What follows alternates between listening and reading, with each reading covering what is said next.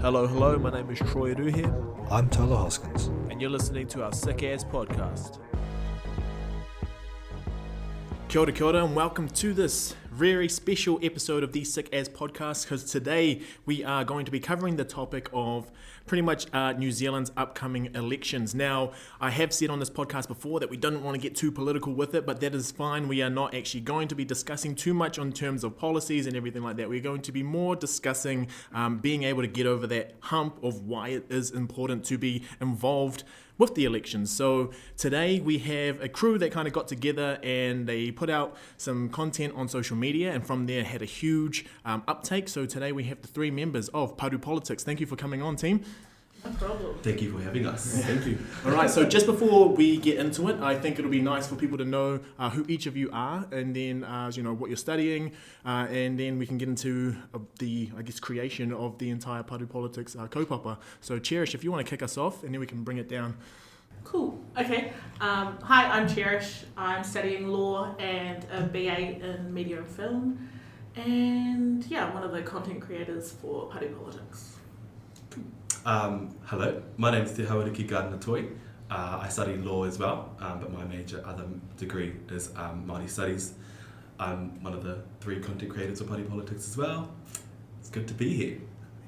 Kia ora anō tātou. My name is Tuku Kino. I am another content creator for Paru Politics, and shocker, I'm another law student. Just off the bat, I guess, did you find that law, like the reason you got involved with this is because you had that law background, or do you think it was coincidental? Yeah, definitely. No, I think that probably pushed a lot of us, because we do public. You have to do public as one of the compulsory papers, and it's literally talking about politics, how government is formed, how everything works. And then I guess it just came from a lot of our work with our friends. Like, our friends would come to us and be like, oh, like, what about, like, how does, like, who do we vote for? How does, like, Prime Minister become, head of government, that kind of stuff. And yeah.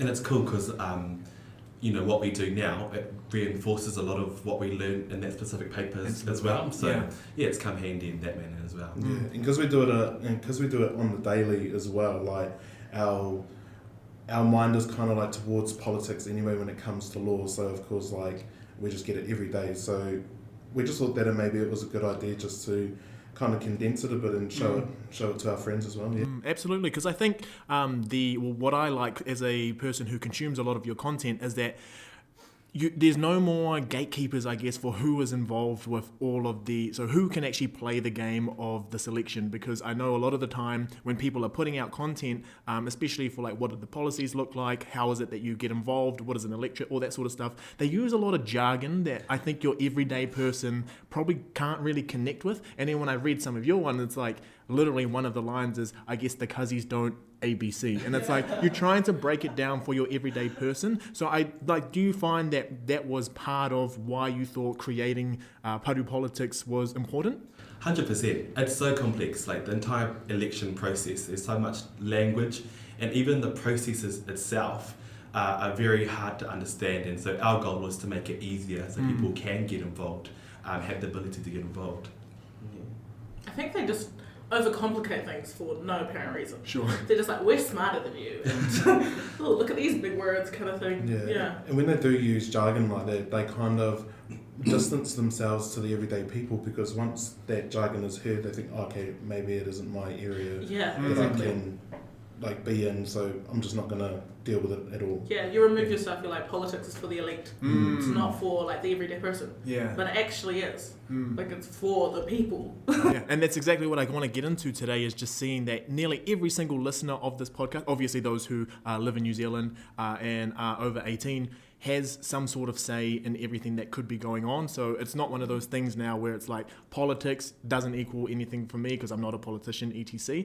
And I guess, I'm thinking about myself here, and so this is my fourth upcoming election. Oh yeah, this is my fourth election that I would be voting on, so that kind of shows my age a little bit. But I know each of those, in terms of how I went about the process, was I was just doing what my family did. Like, I didn't make any I'll openly express that here, that I didn't go through any consultation of my own. And now that we have kind of a changing world of how people consume media, like a group like this, I think is absolutely vital. So now just thinking about who actually does get involved with voting and whatnot, we were talking a little bit statistics before this. Do you know what the current statistics are of like people who are enrolling? What are the types of age groups, demographics, anything? Yeah, so probably the biggest one and the most concerning one is that in the last election, 40% of enrolled people aged between 18 and 29 didn't vote for some strange reason. That's a lot of people. Even though they were enrolled, they still for some reason decided not to vote. So that's part of the reason why we started this page, is because we recognise that concerning statistic. Let's try and bring that percentage down a little bit to 0 if we can. Yeah. Is there anything else? I mean, you were talking something else before. Yeah. So I think, like, what was most concerning was that, so the demographic, I think 65 years plus, there's like 400,000 voters, like actually voting. And that's like, they make up 15% of the population, whereas the age groups, I think, between 15 and 39, in 2018, the census, it said that we make up 25% of the population. So it's like, okay, if we make up 25% of the population and only 200,000 people are voting, what's happening? Why, 1.2 of us should be voting, or at least enrolled, come on. Yeah. And we're not actually making those statistics. Yeah, and you said something interesting about the whole enrollment earlier. What was that? So it's actually illegal to not enroll. Right. It's a $100 fine, but it's not really enforced. The police don't enforce it too much. So you legally have to enroll, but you don't legally have to vote. Okay. Yeah. And do you think that it should be a legal right for people to vote? I mean, obviously people feel like they have their freedoms and whatnot, and obviously we do have to enroll now because you say that there's a law, but has that been a recent law, or that's been law for a while? Since 93. Since 93, yeah. Right, so a good 28 years. Yeah. Alrighty. And it's like, it doesn't make sense. So you legally make people enroll, and you're like, but you don't have to vote. Right. Because the voting is what actually gives you power. Right. So they're like, oh, no, we'll just get your statistics.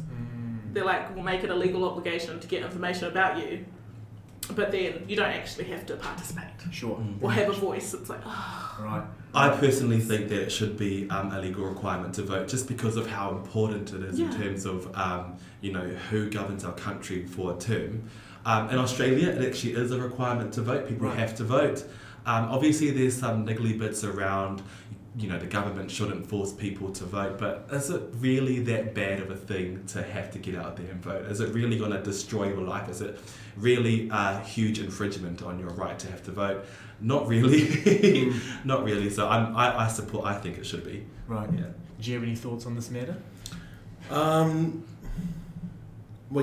Just going off what Te Hau said, it should be something that everyone who is eligible to vote, to go out and vote, because if it secures the future for our next generation, and I think also that if you're not going to vote, I think you shouldn't really be allowed to moan or to kind of discuss any other government decisions. So by voting, you kind of give yourself a voice, and you can change the course of government. So yeah, why not? Absolutely, and I think that's a really cool place to take it now, because I mean, there are a lot of excuses out there. There are also a lot of barriers that people do see as the reason why they're not going to vote. So, I mean, now that you've started this platform, you've probably seen it with your family or friends, or even just people now approaching you because you have started this page. What are those excuses and barriers, and what are you kind of implementing now to try get over those barriers? I think one of the biggest barriers that prevents people from voting is the amount of information that gets disseminated across the election period. So when it comes to the election, you've got information in regards to enrolling and voting, the key, that process and key dates, but also you've got information in regards to politics itself. You've got parties releasing policies, and also there's controversy that gets thrown in all the time. So much information, and it becomes almost overwhelming. So with that, it becomes difficult to learn, and so people don't really want to become involved in things that are too hard to understand or too hard to learn, and so they just step away from it and decide not to vote. I think we also, we were talking about in a previous interview, it was interesting that we all came from different backgrounds. So we all came from different high schools, and none of us had any educational resources about politics. Absolutely. So you don't have any information given to you unless you go and look for it yourself. And there's a real disconnect that the Electoral Commission doesn't offer that and teach schools. Like I went to a predominantly Pākehā school with like a lot of resources. We had the funds, we had like the resources to be able to learn about the stuff, but we still didn't. Yeah. And then like Tuku went to Kura Kaupapa and they didn't have that either. So yeah, I think part of our mission or our goal is to kind of condense all that information into small pockets of information that people can follow and people can understand, which is kind of which was the point of our at any age.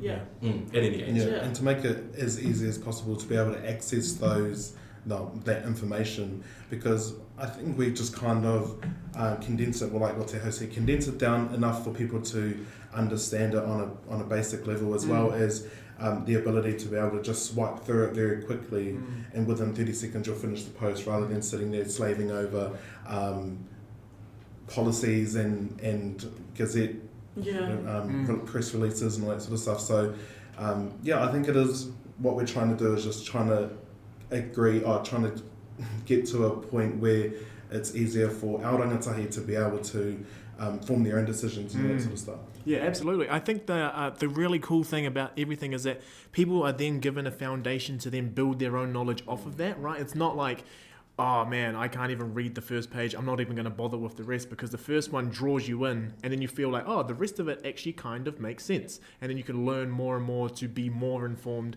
and continue growing. Now, you've done the social media stuff, but just, what else has been going on like on the ground and that you've been a part of?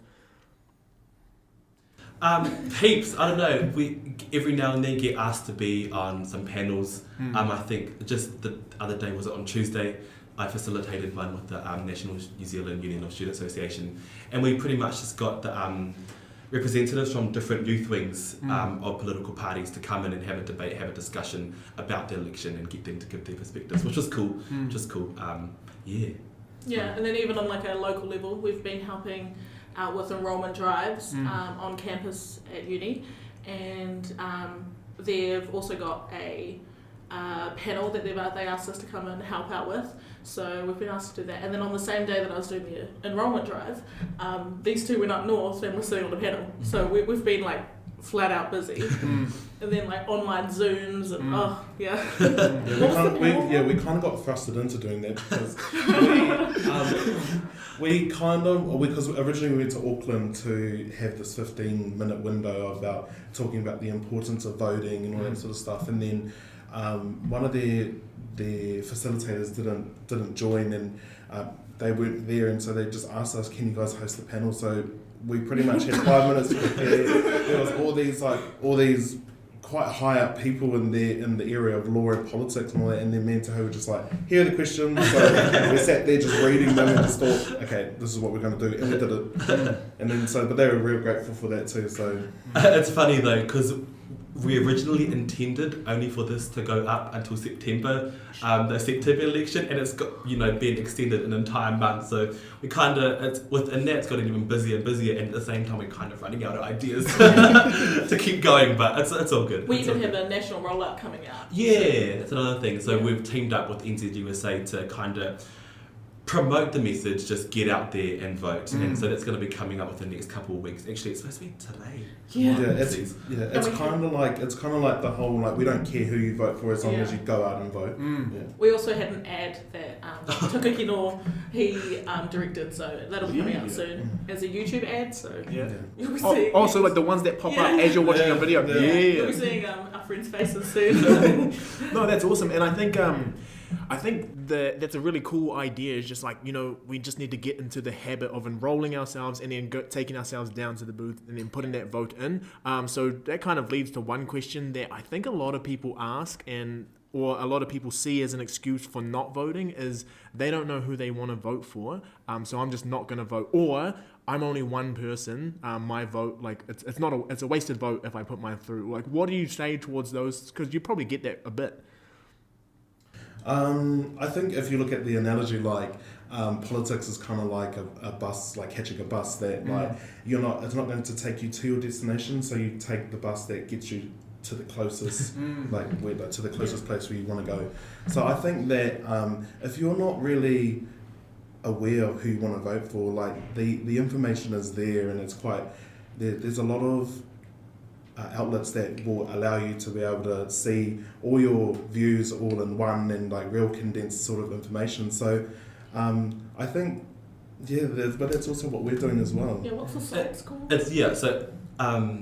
It's 21st century, and we're really technologically advanced, and so all the information you need is very accessible.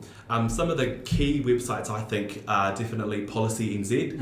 That's I think written or run by the spin-off, who pretty much break down each party and all the different policies for all the different areas. So for example, you go to the website, look at education, and it'll break down what what parties stand for on that and the policies that they have for it. Another good one is Where They Stand. So that's one where it looks at individual MPs and where they stand on certain issues such as abortion or euthanasia and how they vote towards those different issues. Awesome. You can also see their spending, their travel expenses and throughout the last 3 years. And probably the final one, if you don't know who to vote for, one of the helpful tools is On The Fence. So I think it's just onthefence.co.nz. You have to answer a couple of questions, almost like a survey, and then it'll kind of provide you with the party that you align with the most.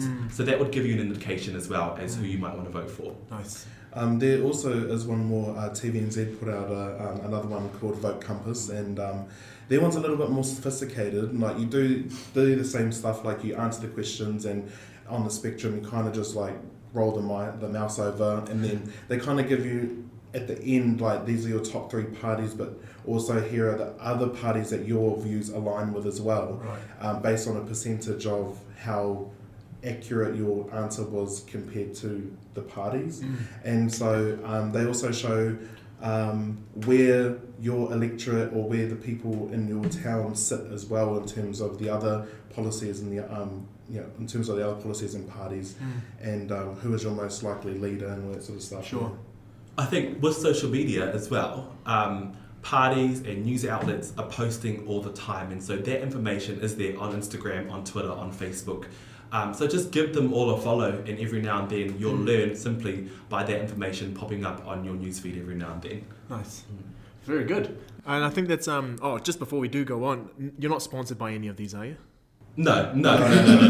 So you started off as an independent, and you're still fairly independent, right? So like a lot of what you say is based on a semi-unbiased, or mostly as unbiased as possible. Yeah, we try to remain as impartial as possible, just so it doesn't distract any other. It just doesn't distract our audience to the content we post, just because like if we do talk about a certain party, then they'd be like, oh yeah, well this is obvious because you support this party. So we try and keep it very basic in terms of rather the principles of the elections and the importance of voting, rather than this is who you should vote for, or these are the parties that we think is the best, and all that sort of stuff. Awesome. Awesome. Pretty much one of our key philosophies is, we don't really care who you vote for, just get out and vote. Yeah, very good.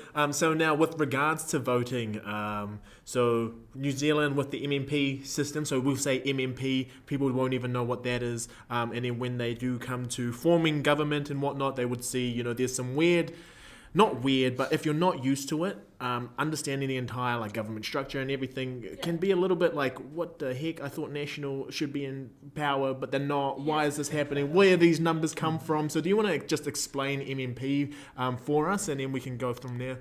Yeah, sure.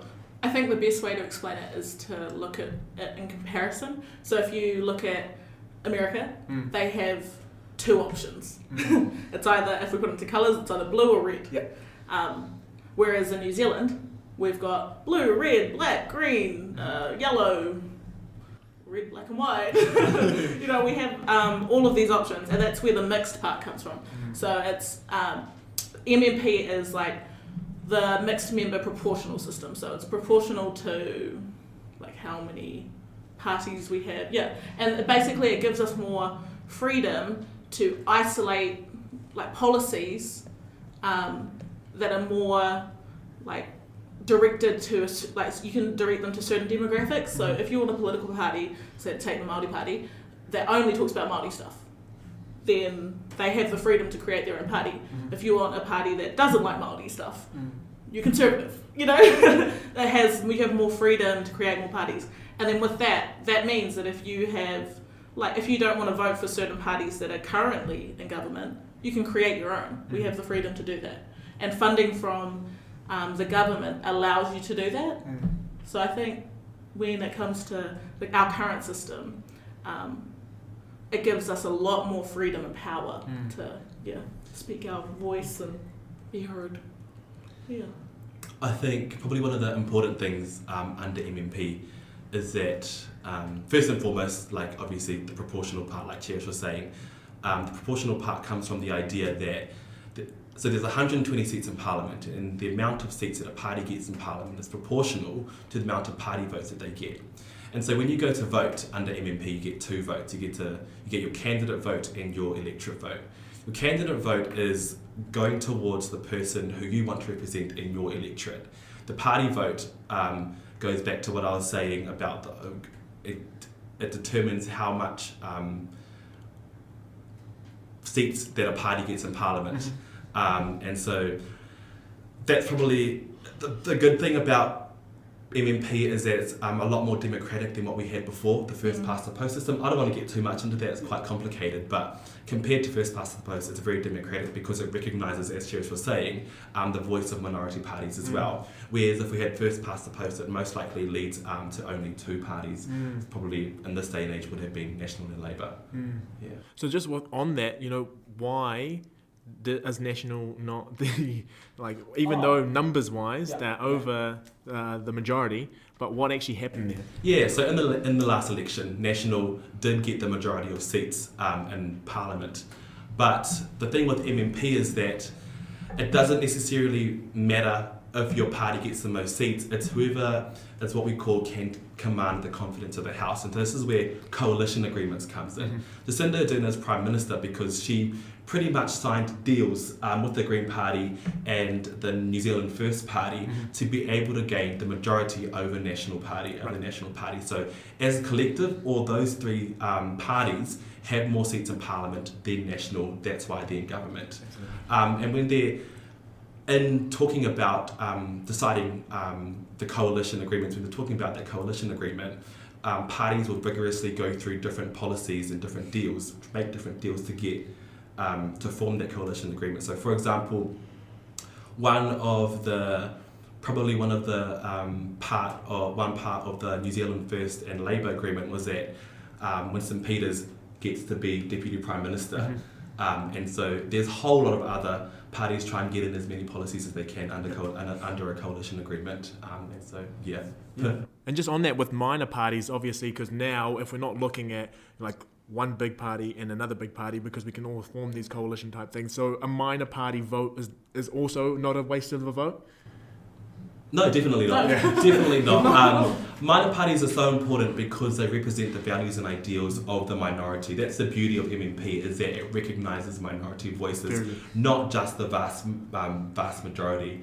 And because those different parties represent different ideals, such as Māori values, or the Green Party, who are very for the environment, who those major parties, those type of issues, they don't recognise those type of issues as much as these parties do. So it's important that those parties are there to really push forward and drive those issues into Parliament and make sure that the government makes decisions in regards to those minor issues as well. Awesome.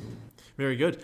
So just speaking about, minority, but then also talking about when you do vote, you come in and you have the one vote for your electorate, and then you have so that's your electorate candidate, and then you have the one for your party. But obviously we as Māori, we also get the opportunity to enroll either on the Māori roll or the general roll. So, as someone who does have that option available, what are the, I guess, maybe not the pros and cons, but what does it mean to actually enroll in the Māori role? Where did that even come from? What is the discussion around that? Yeah, so we have different perspectives on the seats as a whole, but it's probably best to look historically where they came from. They were, I think, when were they formed? 1800s. Yeah, and they were basically there were 4 seats for a population of Māori who made up equal, if not more, than the in New Zealand the population. So we were given 4 seats of 120. Come on. And yeah, it came from what we believe is a tool of oppression. Sure. Yeah, to silence Māori, but give them this. Gave them the seat as okay, we've given you something, that's okay, you can be quiet now, kind of thing. Yeah. And then, so pretty much back in the day, I think it was in the late 1800s, Māori, it's not that they weren't allowed to vote, it's that they couldn't, because the requirement to vote back in those days was that you had to be male and you had to own land. That was problematic for Māori people because Māori owned land as a collective rather than individuals, so that instantly ruled them out. And so to address that issue, the government was like, okay, we're going to allocate some separate Māori seats so that, Māori can vote. The problem there, though, is that they only allocated 4, like Cheers was saying. And that's absurd considering at the time, the Māori population was almost equal to the Pākehā population. So really, we should have gotten almost 50%. So that's where the kind of oppressive nature comes from it. Me personally, I don't see it that way. I see it's anymore. For me, I think it's a way we can use that to our advantage to ensure that Māori representation is always present in Parliament. Māori voice will always be in Parliament no matter what. That's my own personal perspective. I think, just quickly though, I think one thing I just want to clarify as well, that pretty much being on the Māori roll means that all it means is that your electorate vote goes towards the Māori electoral candidate in that region and doesn't have an effect on the party vote. That's really the key difference. And there's only 7. Right. Yeah. Okay. But the main point is that being a Māori on the general roll does not make you any less Māori than the person who is on the Māori roll. And this is where me and Te Hau disagree, because I actually think that there isn't a reason why we should have them anymore, purely on the basis that they are no longer needed. And the way in which they were created was a way to allow Māori to have their own representation in government, but also allowed Pākehā MPs to not have to take Māori issues into consideration. Right. It was a system of segregation, but that's an entirely different podcast. Sure. Secondly, people always talk about the representation of Māori in Parliament when it comes to the electorates, but although it's true to say that the more people are on the Māori roll, the more seats Māori will have in Parliament, but the sad truth is that not a lot of people are running for those Māori electorates, and now as a modern Aotearoa, we don't really need any of those seats because more and more Māori are running in the general electorates anyway, and so there is that room for Māori to be incorporated into that Pākehā structure and that system of government anyway. Yeah, I think though, even though there are many Māori running on the general roll, running in the general election and getting into Parliament, I think the Māori seats are important for certainty of always having a Māori voice there. Even though, there are Māori in Parliament who didn't go through on the Māori seats, that's not always going to be a guarantee. Elections are different every single term, and so we never know the outcome, and we could, without the Māori seats, end up with no Māori in Parliament. I think, My perspective is, if we get enough Māori on the Māori electorate, get more seats, it's kind of like a big screw you. Well, you tried to give this, make this a tool of oppression, and now we've flipped it on you, so now we have a dual government to the point that they have to give us the seats because they've legally put it into their legislation. Awesome. Yeah. And I know that you just want everyone to vote all together, but do you feel like this gives more moral imperative as Māori or Pacific even to actually be there voting because that's your voice in all of this?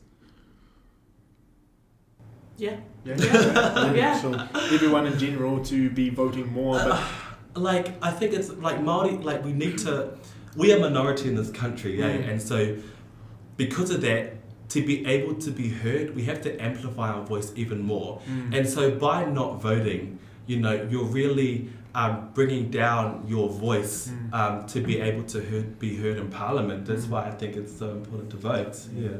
It was like I was at the movie. Sorry to bring the movies into this, but I was at the movies and they had this really cool ad of like this guy wearing I don't know if you've seen it, but he's wearing a blanket.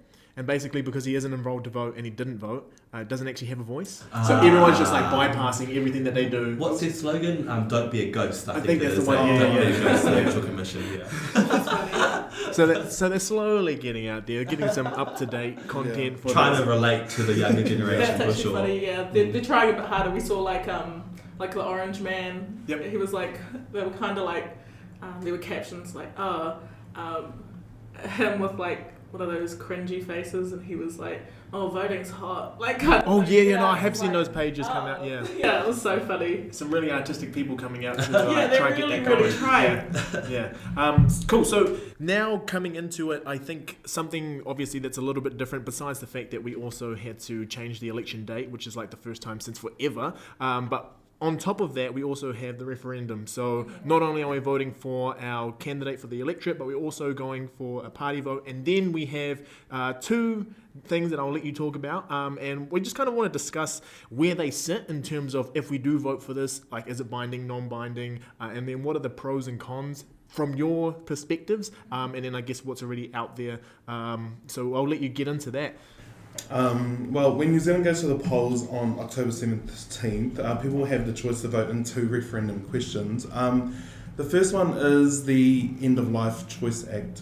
Now, with this referendum, the referendum question, the public will be asked if they support the act, and there's either a yes or no answer on the ballot paper, and you just tick whichever and then give it in. I really think that people should have the right over their own bodies, because assisted dying is simply the notion of being able to die with dignity at a moment when the quality of life is not worth life itself. Sure. And to be honest, I don't really see any cons to this referendum question, but there are some political parties who have voiced that a higher being must be the one to choose when someone departs this world, and some see it generally as being morally incorrect as well. So, I think one more thing on that, one of the concerns around it as well is the drafting of the legislation itself in terms of how to actually roll out and play out if it comes enacted. I'm not too sure on those concerns, but there are a lot of concerns. I think, what was one of the things that you don't have to tell anybody? Is it? Did anyone have that? Yeah. You can be 18 and not you don't have to get I think it's like doctor signed or like psychiatric evaluation of whether you are of right mind too. But I think at the point it's drafted, and once the referendum vote, it's to create an act. Right. As soon as the referendum question comes, the answers come out that there's a 50% majority that people do support it, then after that it becomes, I think it just goes straight to the Governor General, and the Governor General signs it off. is, right? Yeah. And then what's happening to the cannabis one? The second referendum question is whether the public will support the cannabis legalisation and control bill. This has been quite a hot topic for many. We posted it up, and it was one of our most viewed posts, most popular vote, and we even got a few bites from some politicians. We even had a bit of a heated discussion with Chloe Sawbrick. So in our post we kind of talked about the reliance of cannabis that people would have if it becomes legalised and all that sort of stuff, and we did a quick search on Google and whether or not there were other statistics in America about the reliance of cannabis in our demographic between 18 and 29, and it came out to show that there was a heavy reliance on cannabis, and so we kind of included that in our post, and we kind of got snapped by Chloe Sawbrick, and we were just like, well, it's up for debate because we can't really say anything about it because it's not legalised in our country yet to be able to conduct studies, so until that time comes, and we'll do it. But the status quo is that 80% of New Zealanders would have tried cannabis before the age of 21. So again, this is where I would kind of support ex-liberalism thoughts when it comes to like, if it's not affecting anyone else's rights and all that sort of stuff, then why not? And why are we still talking about cannabis being illegal where it should have been legal years ago? Yeah, we have our perspectives, Okay. but in our posts we don't share these things. We just make it important for people to understand that these are two big questions. Whether you agree with them or not, it's good to vote for them. Like if you don't agree with it, you need to be enrolled and you need to go and vote. Sure. Because like you might be the voting like decision maker. You could actually make the decision whether it's legalized or not. Yeah. And if you're unsure about any of the facts relating to these two referendums and what they might mean if they are enacted into Parliament, the government itself has put out a website. Actually, I don't even know what it's called. But if you Google it, it's there. All the information's there about different pros and cons and what they might mean practically as well. So definitely go out there and have a look. Yep, nice. And just on that, I mean, you said there were some heated discussions. So we'll just take it a little bit more lighthearted now. Have there been any things where people, besides that one, so were you saying that it was a con that marijuana is... you can become reliant on it? Oh yeah, so you said it was a con and this one person. I think the difficulty about chatting about something that's illegal is that we don't have the proper resources to say, because no one's studying it like you said, and if you start looking into it with a positive lens, you know, you're going into something that is forbidden. So when we can start getting those open dialogues, I think you're exactly on the money there and knowing where to look for that information. But what has been, or like, has there been a heated discussion that you've had with like family members, friends, or even people just coming at you through the DMs? Probably some of the most heated discussions have been between ourselves. Even what we were talking about the Māori role before, that in and of itself can get quite heated sometimes. I have a lot of religious family members. I think a lot of us probably would, like coming from Māori and Pacific Island backgrounds. And a lot of the discussion that I've had with a lot of them has been very interesting, because at their churches they get information from like Family First and hand it out to the whole congregation. And then all of those people who are like 40 plus are going home and telling their children and telling, you know, people who live with them, this is fact. But they're all still opinions. Like you said, you can't talk about cannabis and like the negative or positive effects because it's not legal. So yeah, I have a lot of debates.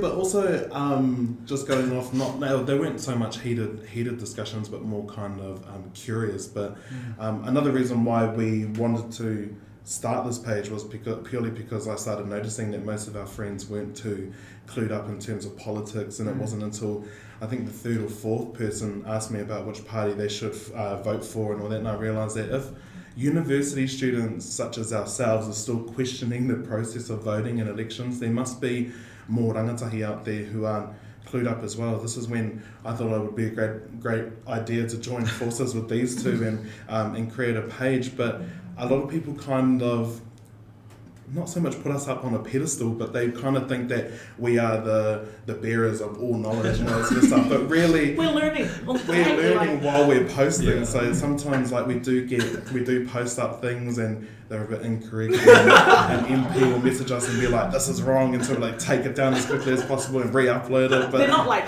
big mistakes. They're like we might have forgotten a region or something. And there'll be things like, like I did a post about Calvin Davis and I put a typo. I didn't put a typo in there. Like there was a typo there and it was corrected to Kevin Davis. and so like the whole post was like Kevin Davis. Everyone was like, wait, who's Kevin Davis? When you're like, oh, read between the lines. Yeah. Look at the photo. Yeah. Where the overall, like everything in it just gets like no one looked at it anymore because of that one little but it drew their attention, and then they all tag their friends and like, look, Kevin. We're viral now.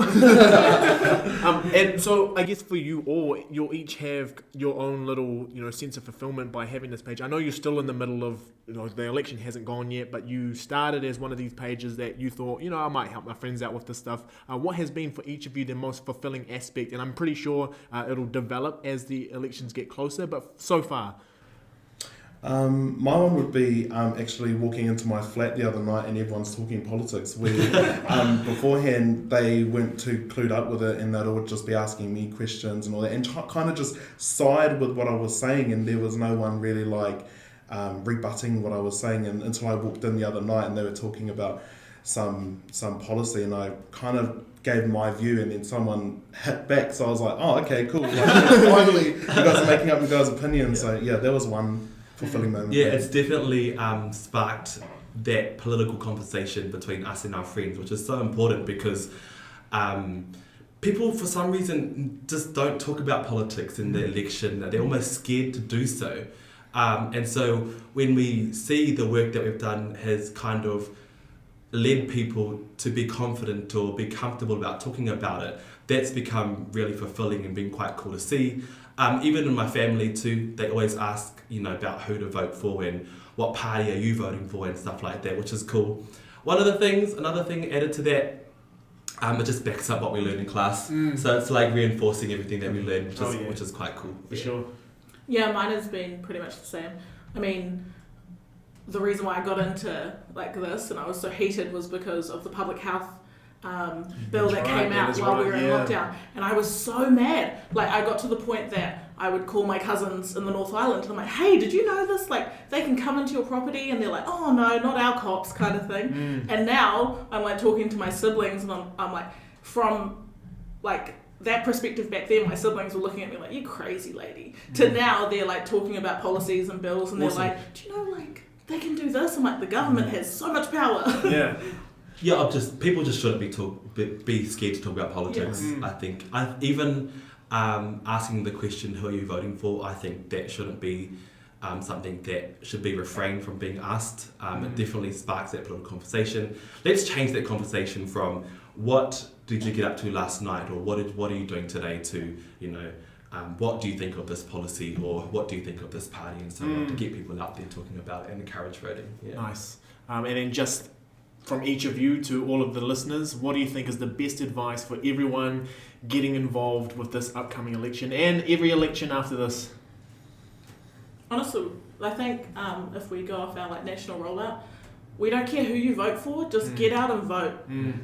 It gives you a voice. I mean, you obviously already have a voice, but to determine who you want to have power in this government and in this country, you need to get out and vote. Yeah, same message.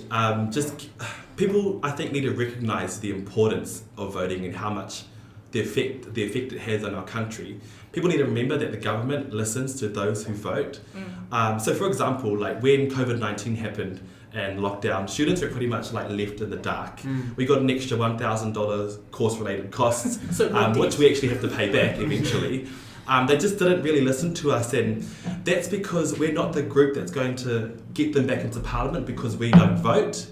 And so we made this page to get people out there, our age, to vote.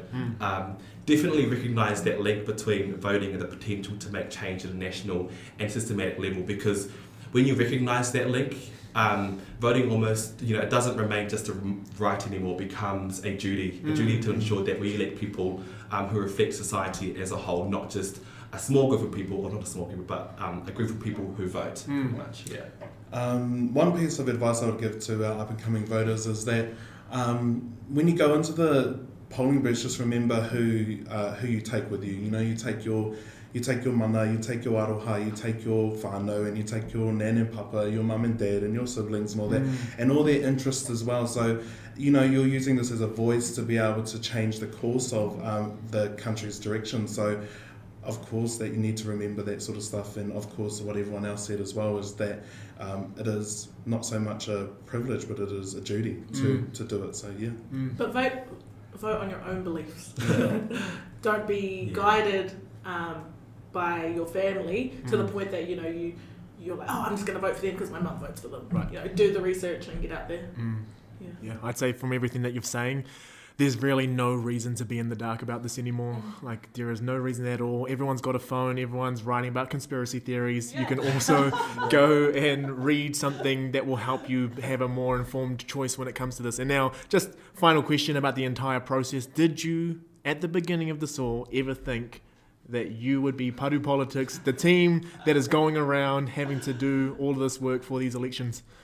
No, no, we didn't actually, because it was purely to inform our friends and all that sort of stuff. We thought we'd get 100, 200 followers max, sort of like just people that we knew on campus. But at one point when we had NZUSA come on with us, we were thinking like we were getting sent to Auckland, and we're having before level 2, level 3, we were going to Wellington to have these panels and all that, and we were thinking, well, like, did you ever think right there when we did it that we would be doing all this sort of stuff? Now we started as just uploading it on our phones and all that sort of stuff. It's funny too, because like it kind of happened overnight. We were just messaging each other during lockdown, or I think was it during lockdown, in the chat. Oh, should we make a page? And then we did this morning. Like in June, And so it's just it's cool to see what it's turned into, and it's also cool to see that the message is getting out there, which is the most important thing. And that there's so much interest in politics as well. Like we're like the last people you would think of to ask like political questions. But then we started to see a correlation between our actual interests in life and how they have political elements to them. Absolutely. We're like, oh, okay, so there's a correlation between if I want more student allowance, who do I want to get in there to get me more student allowance, that kind of thing. Yeah. Just seeing that political voice is, how can I get what I need? It's like, exactly. Yeah, exactly. Awesome. So I commend everything that this team is doing, and I thank you so much for coming on today. It's been pretty cool for me to like learn and hear what's going on. I mean, I know everything was pretty base level for you. You're probably just thinking, oh, right, this is another one, dust off the shoulder. But I think it's very, very important that, sometimes before we get to that second and third step of, what is a policy, all of that stuff, we just actually need to be in there and rolling first, right? Get that first step out of the way. Thank you so much for coming on today. If you had anything else you wanted to throw out, at Paru Politics on Instagram, you're on Facebook? Yeah. And anything else? No. We were on TikTok. It's not something about that. All right then. So all the best for the future, and hopefully if you have anything, head on over to the Gram or Facebook and you'll be able to get at them there. Thank you. Thank you. Sweet, thanks. Thank you.